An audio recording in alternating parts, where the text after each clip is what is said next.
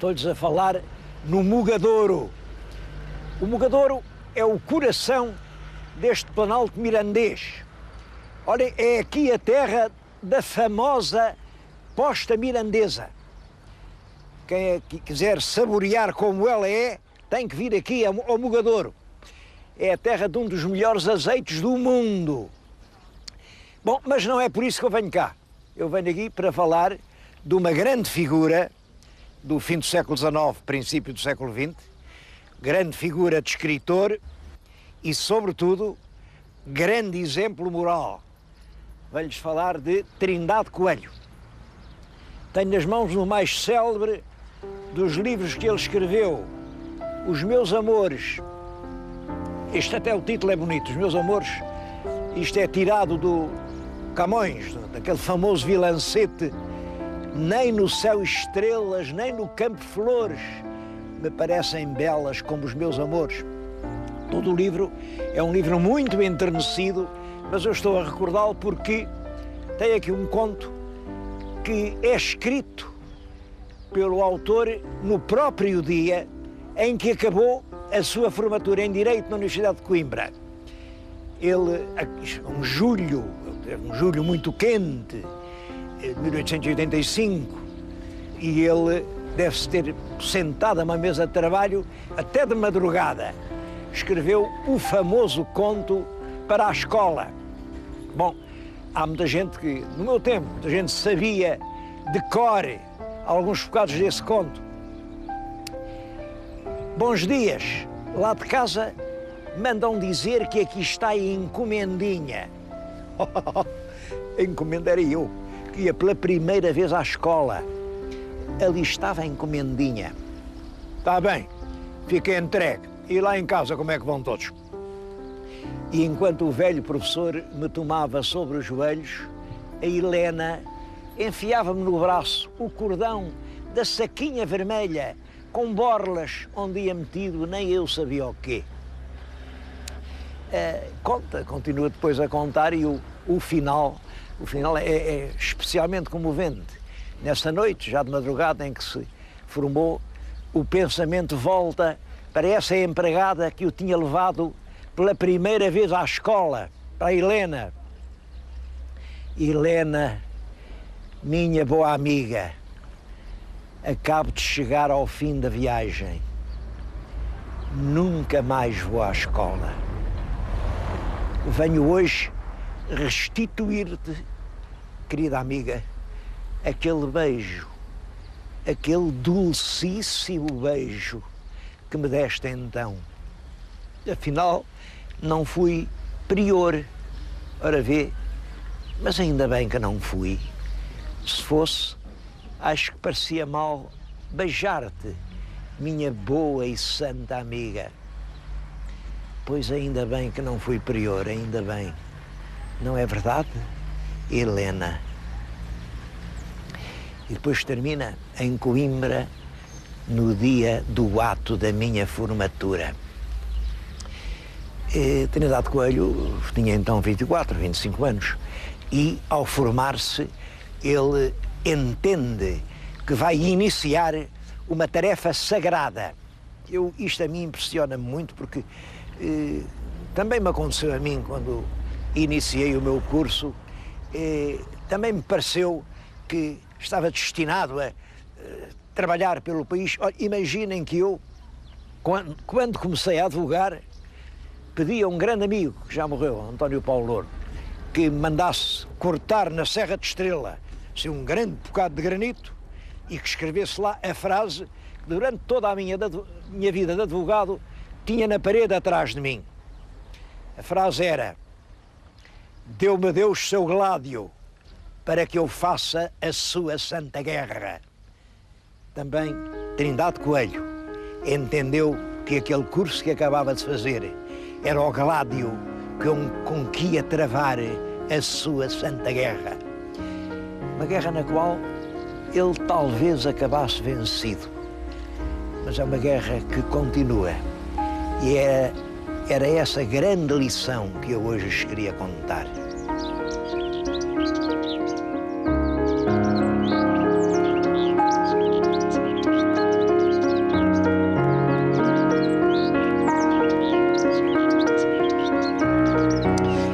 acho que não se pode compreender essa figura singular que foi Trindade Coelho sem vir aqui a Trás-os-Montes.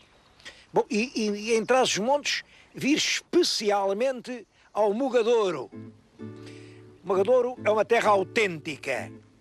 Aqui não há dublês, não há hipocrisia, não há segundas intenções. Aqui as coisas são o que são. A pedra está nua, está à vista. A água é transparente. Eu já uma vez num programa ousei dizer que o transmontano tem, na formação do povo português, um papel testicular. Bom, e essa força genesíaca, é esse poder do transmontano e, ao mesmo tempo, essa candura lírica, essa espécie de inocência incorrigível que vai marcar toda a obra de Trindade Coelho. Isto é verdade. Venham ao Mugadouro para perceber Trindade Coelho. Venham ao Mugadouro, ponham os olhos naquela casinha em que ele nasceu, e hoje lá está. Embaixo era a loja, o pai tinha a loja em baixo, a casa em cima, foi em cima que o menino nasceu. O pai não era rico, ele tinha muitos filhos, fez muito sacrifício para mandar o moço para Coimbra, e o moço lá foi, mas no primeiro ano chumbou, ficou chumbado. Ficou chumbado apesar de ser um extraordinário aluno. Bom, e também a reação dele perante esse chumbo é muito curiosa. Ele tinha-se farto de estudar Direito Romano, tinha reduzido a uns esquemas muito inteligentes, muito bem feitos, eu já os vi, muito inteligentes, os vários épocas e sistemas de Direito Romano, resumindo um livro que era famoso, o Valdec. Bom, e apesar disso, o professor não percebeu que estava diante de um grande aluno e chumbou. A reação dele foi ficar mais um mês em Coimbra, pegar nos seus apontamentos, ir à tipografia, pagar com os últimos cobres a impressão daquele livro. E um mês depois foi à casa de um lente e ofereceu-lhe aquele livro de Direito Romano da autoria dele, Trindade Coelho, com esta dedicatória. Aqui está o livro do estudante que Vossa Excelência chumbou. No ano seguinte, os lentes recomendavam aos alunos a consulta do livro de Trindade Coelho. Bom, depois não chumbou mais, mas também nunca teve notas altas, porque ele realmente estudava pouco direito, ele confessa isso. Interessava-se muito pela literatura francesa, lia tudo, mas direito, ele nunca se interessou muito. Bom, acaba o curso, concorre, vai a Lisboa, faz um concurso para delegado. Mas havia muita gente a concorrer. E rapazes, filhos de pessoas importantes lá de Lisboa, e aqui um jornal do Porto, até publicou a notícia do concurso. Abriu o concurso para delegado do Procurador Régio, concorrer os senhores fulanos, ciganos, beltranos, 4 ou 5. Quem leu o jornal, imaginem, ali numa livraria, foi nem mais nem menos que o Camilo de Castelo Branco. Camilo, que já tinha lido uns escritos do Trindade Coelho e sabia que aquele rapaz tinha imenso talento. Leu aquilo e disse para os amigos: coitado, olha, está aqui um moço, este Trindade, não tem padrinhos, tem ninguém, vai ficar em último. Bem, os amigos disseram: mas se o senhor Camilo acha isso, se ele não tem cunha, o senhor Camilo é alguém, porque é que não esteve ao ministro a meter uma cunha pelo rapaz? E o Camilo, que era um homem sério, à sua maneira, claro, diz: é verdade, eu conheço o ministro, eu posso escrever ao ministro, a não ser que nomeie o rapaz. E escreveu. E o ministro respondeu-lhe imediatamente: sim, senhor, já está nomeado. Claro, Camilo era uma cunha de grande poder. Nomeou então delegado no Sabugal. Lá vai ele para o Sabugal, na Serra de Estrela. Esteve lá pouco tempo, mas a comarca estava um desastre, montes de processos, uma desorganização, aquilo não dá. E ele, em poucas semanas, põe tudo em dia. Em Lisboa ficaram admirados e mudaram o rapaz para uma comarca maior, para Porto Alegre. E ele esteve 4 anos em Porto Alegre. Eu gostou muito de Porto Alegre. Estava em Porto Alegre como delegado, ficou famosa a ação dele quando ele lá chegou. Estava na cadeia um rapaz já condenado à pena máxima. Era um rapaz que dizia-se que tinha morto um pobre pastor para roubar. Apareceu o cadáver do pastor, com a cabeça desfeita à pedrada, roubaram-lhe os poucos tostões que tinha. Quem foi? Foi o Manuel Maçores. Manuel Maçores. Com certeza que foi ele. Começa-se a levantar voz na aldeia, foi o Maçores, prenderam o Maçores. O Maçores dizia, mas eu não sei o que foi, não tenho nada com isso, que história é essa? Mas aí vem um sujeito e diz, ó Manuel Maçores, e na noite em que mataram o velho, onde é que tu dormiste? E o Maçores respondeu, eu isso não digo. Não dizes porque tu é que mataste o velho. Eu não matei o velho. Então onde é que tu dormiste? Isso eu não digo. E nesta teima condenaram o Manuel Maçores praticamente em prisão por toda a vida. E nisto chega lá o nosso Trindade Coelho, o delegadinho novo, foi falar com o rapaz, com o Maçores, achou que ele tinha uma cara de homem sério. Então, mas porquê é que tu não me dizes onde é que passaste aquela noite? Desculpe, Sr. Delegado, mas eu isso não posso dizer. E o delegado, que era inteligente, teve uma ideia. Porquê é que ele não me diz? Pode ser, ele é um homem de honra. Este homem tem toda a cara de ser um tipo honrado. E perguntou depois, o Manuel Maçores não teria uma namorada? Pois tinha uma namorada. Quem era? Era fulana. Chamou a namorada. E apertou-a e disse, olha lá, naquela noite onde é que dormiu o Manuel Maçores? E a namorada, apertada, acabou por dizer, dormiu comigo. Dormiu toda a noite comigo. Então porquê é que tu não disseste isto ao tribunal? Então, senhor juiz, então como é que uma mulher vai dizer uma coisa dessas? Isso não se pode dizer. Mas então se ele dormiu contigo, como é que tu deixaste condenar o teu namorado? O que é que eu ia dizer? O delegado chama as pessoas que o denunciaram, olha lá, porquê é que tu disseste que foi o Manuel Maçores que matou o pastor? Eu ouvi dizer. Ouviste dizer a quem? Ouviu não dizer ao pai da namorada. O pai da namorada estava muito zangada, porque aquele rapaz, que era um belo rapaz lá da aldeia, à noite, pelas tradeiras do quintal, entrava no quarto da filha, só saía de madrugada antes do pai acordar, e o pai, para se ver livre dele, disse, quando apareceu o cadáver do pastor, disse, quem o matou não foi senão o Manuel Maçores. Bom, é claro que tudo isso descobriu. O Manuel Maçores foi posto em liberdade. Este caso fez imensa sensação. E durante 4 anos, em Porto Alegre, Dr. Trindade Coelho, o delegado, garantia uma justiça verdadeira, ao ponto de que, em todo o Alto Alentejo, havia a fama do delegado de Porto Alegre. Fama tão grande que a certa altura o Ministro da Justiça chamou, primeiro nomeou para uma comarca melhor, uma comarca com comboio, Ovar, foi para Ovar. Eu fico muito admirado, porque é que me promoveram, venho para Ovar. Mas essa dúvida pouco tempo durou. Na semana seguinte vem o recado para ir falar a Lisboa ao Sr. Ministro. Bom, o Sr. Ministro da Justiça. E ele lá chegou, o Sr. Ministro, o que é que o Sr. Ministro queria? E o Sr. Ministro diz-lhe, Dr. Trindade Coelho, você é um magistrado muito distinto, gostaram muito de si em Porto Alegre, fez um belo trabalho no Sabugal, agora está em Ovar, sabe, o senhor vai ser deputado. O Trindade Coelho fica aflito, o quê, deputado? Mas isso é político. Pois é, o senhor vai representar Porto Alegre. E para poder ser deputado por Porto Alegre, não pode ser magistrado. Portanto, a gente colocou-o em Ovar para o fazer deputado por Porto Alegre. Sr. Ministro, desculpe, mas isso eu não aceito. Isso é uma porcaria. Eu não quero ser político. Não quero ser político, mas olha que o senhor, sendo deputado, é logo promovido a juiz. Vamos fazê-lo juiz no Tribunal Administrativo. Vai ser o mais jovem juiz deste país. E por este caminho chega ao Supremo. Chega onde chegar. Eu não quero ser político. Porque durante aqueles primeiros anos de vida, Trindade Coelho tinha adquirido uma maneira de olhar para a política que repugnava. Ele não queria ser político. O ministro fica muito admirado. Então o senhor não quer o que eu lhe estou a dar? Não quero, não aceito, de maneira nenhuma. Eu volto lá para a minha... Eu quero ser magistrado. Eu estou ao serviço da justiça. e é preciso escolher ou justiça ou política. Os dois proveitos não cabem no mesmo saco. Eu sou pela justiça e não sou pela política.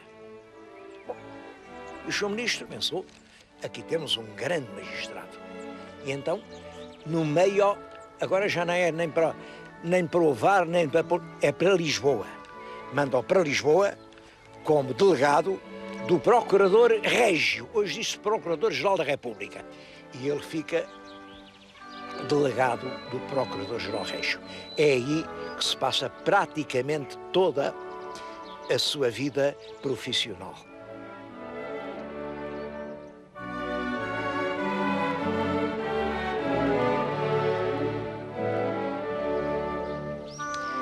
Durante 17 anos, desde 1890 até 1907, Trindade Coelho vai ser delegado do Procurador Régio, é um lugar muito importante, e ele acredita que isso lhe vai dar a possibilidade de emendar os velhos aleijões, os atrasos da justiça portuguesa. E, portanto, dedica-se com toda a sua alma ao direito, a corrigir o direito. É nessa altura que ele publica livros que ainda hoje são importantes, para quem quiser estudar alguma coisa de direito, de história e direito português. Publica, por exemplo, os recursos finais no direito penal, porque foi assim que ele começou a vida, um recurso para o Supremo de uma sentença de direito penal. As anotações ao Código Penal. O Código Penal já era antigo e ele anotou, e ainda hoje esse livro é precioso. O regulamento do Ministério Público. Durante dezenas de anos, os delegados do Ministério Público regulamentaram-se pelas normas que Trindade Coelho inventou. Ele é um dos fundadores, ele e um juiz, da Revista de Direito e Jurisprudência. Quer dizer, ele tenta criar o direito português. É curioso que fica sempre na fase do processo. Todo o trabalho de Trindade Coelho é sobre direito processual e fundamentalmente sobre direito processual penal. Ele tem uma grande preocupação, é que não condenem os inocentes. Esta é a preocupação fundamental do nosso delegado. Bom, mas a altura passam uns anos e ele, farto de ver sentenças erradas, farto de ver testemunhas a jurar mentira, farto de ver condenados que estavam inocentes, ele acaba por perceber isto, que é essencial. Não pode haver boa justiça num país de analfabetos. As testemunhas mentiam porque ninguém lhes tinha mostrado qual é a importância da verdade. O país precisava não era de justiça, era de instrução. Todo o país bem instruído tem uma boa justiça. Bom, e aí começa a sua segunda batalha, a grande batalha pela reeducação nacional. Esse aspecto da vida de Trindade Coelho é mal conhecido. Ele deixa então de fazer trabalhos de direito e começa a fazer folhetos para a instrução popular. Ele acredita que é capaz de pôr ao serviço do povo cartilhas muito simples, com palavras que levem o povo a cultivar-se. Bom, a literatura dele, a esse respeito, é menos conhecida, mas é muito notável. Por exemplo, e isso ele ainda incluiu aqui na última edição dos Meus Amores, a parábola dos 7 vimes. A parábola dos 7 vimes quer dizer isto. Enquanto os vimes eram 7, qualquer criança partia um vime. Quando ele conseguiu fazer um feixe, ninguém era capaz de partir o feixe dos 7.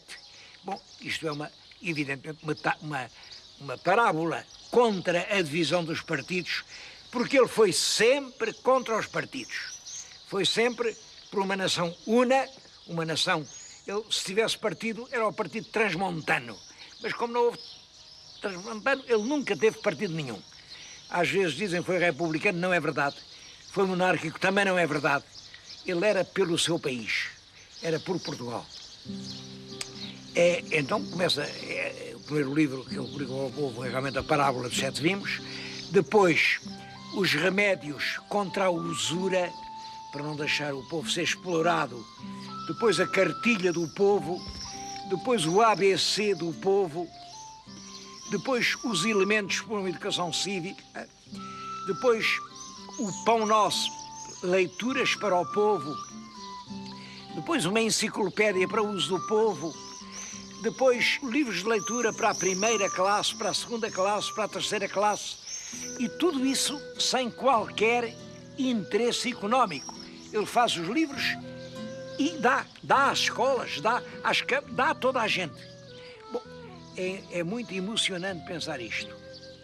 O pai, com aquela lojinha que vocês viram, eu tinha comprado aqui umas fazenditas, aqui, olhem, bem perto do sítio onde eu estou. Pois o filho teve que vender as fazendas para pagar às tipografias as edições dos livros que distribuía pelo povo.